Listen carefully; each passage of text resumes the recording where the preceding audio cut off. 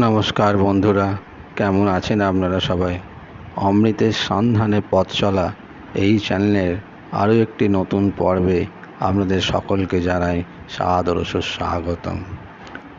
একজন ভক্ত ঠাকুর শ্রী রামকৃষ্ণকে একসময় জিজ্ঞাসা করলেন, মহাশয়, যদি দুষ্ট লোকে অনিষ্ট করতে আসে বা অনিষ্ট করে তাহলে কি চুপ করে থাকা উচিত? শ্রীরামকৃষ্ণ বললেন, লোকের সঙ্গে বাস করতে গেলেই দুষ্ট লোকের হাত থেকে আপনাকে রক্ষা করবার জন্য একটু তমগুণ দেখানো দরকার, কিন্তু সে অনিষ্ট করবে বলে উল্টে তার অনিষ্ট করা উচিত নয়। এই বলে তিনি একটি গল্প বললেন। গল্পটি এই রকম। এক মাঠে এক রাখাল গরু চড়াতো। সেই মাঠে একটা ভয়ানক বিষাক্ত সাপ ছিল। সকলেই সেই সাপের ভয়ে অত্যন্ত সাবধানে থাকত। একদিন একটি ব্রহ্মচারী সেই মাঠের পথ দিয়ে আসছিল।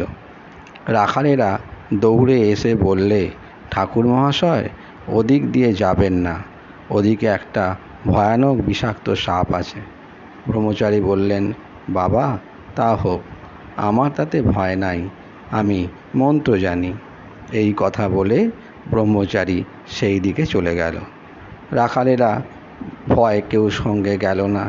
এদিকে সাপটা ফণা তুলে দৌড়ে আসছে, কিন্তু কাছে আসতে না আসতেই ব্রহ্মচারী যেই একটি মন্ত্র পড়লে অমনি সাপটা কেঁচোর মতো পায়ের কাছে পড়ে রইল। ব্রহ্মচারী বললে, ওরে, তুই কেন পরের হিংসা করে বেড়াস? আয়, তোকে মন্ত্র দিব। এই মন্ত্র জপলে তোর ভগবানে ভক্তি হবে, ভগবান লাভ হবে, আর হিংসা প্রবৃত্তি থাকবে না। এই বলে সে সাপকে মন্ত্র দিল। সাপটা মন্ত্র পেয়ে গুরুকে প্রণাম করলে আর জিজ্ঞাসা করলে, ঠাকুর, কি করে সাধনা করব বলুন? গুরু বললেন, এই মন্ত্র জপ কর আর কারো হিংসা করিস না। ব্রহ্মচারী যাওয়ার সময় বললে, আমি আবার আসব। এই রকম কিছুদিন যায়। রাখালেরা দেখে যে সাপটা আর কামড়াতে আসে না, ঢেলা মারে, তবুও রাগ হয় না, যেন কেঁচোর মতো হয়ে গেছে। একদিন একজন রাখাল কাছে গিয়ে ল্যাজ ধরে খুব ঘুরপাক দিয়ে তাকে আছড়ে ফেলে দিল। সাপটার মুখ দিয়ে রক্ত উঠতে লাগলো আর সে অচেতন হয়ে পড়ল, নড়ে না, চড়ে না। রাখালেরা মনে করলো যে সাপটা মরে গেছে। এই মনে করে তারা সব চলে গেল। অনেক রাত্রে সাপের চেতনা হলো। সে আস্তে আস্তে অতি কষ্টে তার গর্তের ভিতর চলে গেল। শরীর চূর্ণ, নড়বার শক্তি নেই। অনেক দিন পর যখন অস্থি চর্মসার, তখন বাইরে আহারের চেষ্টায় রাত্রে একবার চড়তে আসতো। দিনের বেলা ভয় আসতো না। মন্ত্র লওয়া অবধি আর হিংসা করে না। মাটি, পাতা, গাছ থেকে পড়ে আছে বা পড়ে গেছে এমন ফল খেয়ে প্রাণ ধারণ করত। প্রায় 1 বৎসর পরে ব্রহ্মচারী সেই পথে আবার এলো। এসেই সে সাপের সন্ধান করলে। রাখালেরা বললে যে সাপটা মরে গেছে। ব্রহ্মচারীর কিন্তু ও কথা বিশ্বাস হলো না। সে জানে যে মন্ত্র নিয়েছে তা সাধন না হলে দেহত্যাগ হবে না। খুঁজে খুঁজে সেই দিকে তার দেওয়া নাম ধরে ডাকতে লাগলো।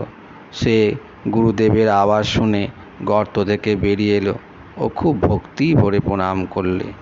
ব্রহ্মচারী জিজ্ঞাসা করলে, তুই কেমন আছিস? সে বললে, আজ্ঞে, ভালো আছি। ব্রহ্মচারী বললে, তবে তুই এত রোগা হয়ে গেছিস কেন? সাপ বললে, ঠাকুর, আপনি আদেশ করেছেন কারো হিংসা করো না, তাই পাতাটা ফলটা খাই বলেই বোধহয় রোগা হয়ে গেছি। ওর সত্যগুণ হয়েছে কি না, তাই কারোর ওপর ক্রোধ নাই। সে ভুলেই গেছিল যে রাখালেরা মেরে ফেলবার জোগাড় করেছিল। ব্রহ্মচারী বললেন, শুধু না খাবার দরুন এরূপ অবস্থা হয় না, অবশ্য আরও কারণ আছে, ভেবে দেখ। সাপটার মনে পড়ল যে রাখালেরা আছাড় মেরেছিল। তখন সে বলল, ঠাকুর, মনে পড়েছে বটে, রাখালেরা একদিন আছাড় মেরেছিল। তারা অজ্ঞান, জানে না যে আমার মনের কি অবস্থা। আমি যে কাকেও কামড়াবো না বা কোনরূপ অনিষ্ট করব না, কেমন করে জানবে? ব্রহ্মচারী বলেছি, তুই এত বোকা, আপনাকে রক্ষা করতে জানিস না? আমি কামড়াতে বারণ করেছি, ফোঁস করতে নয়। ফোঁস করে তাদের ভয় দেখাস নাই কেন? ঠাকুর আবার বলছেন, দুষ্ট লোকের কাছে ফোঁস করতে হয়, ভয় দেখাতে হয়, পাছে অনিষ্ট করে। তাদের গায়ে বিষ ঢালতে নেই, অনিষ্ট করতে নেই। আজ তবে এইটুকুই থাক বন্ধুরা। এই চ্যানেলের আগামী কোনো একটি পর্বে আবার আপনাদের সঙ্গে কথা হবে। আজকের ভিডিওটি যদি আপনাদের ভালো লাগে অবশ্যই লাইক, কমেন্ট এবং শেয়ার করবেন, এবং চ্যানেলটি ভালো লাগলে চ্যানেলটিকে সাবস্ক্রাইব করে আমাদের পাশে থাকবেন। নমস্কার, ধন্যবাদ।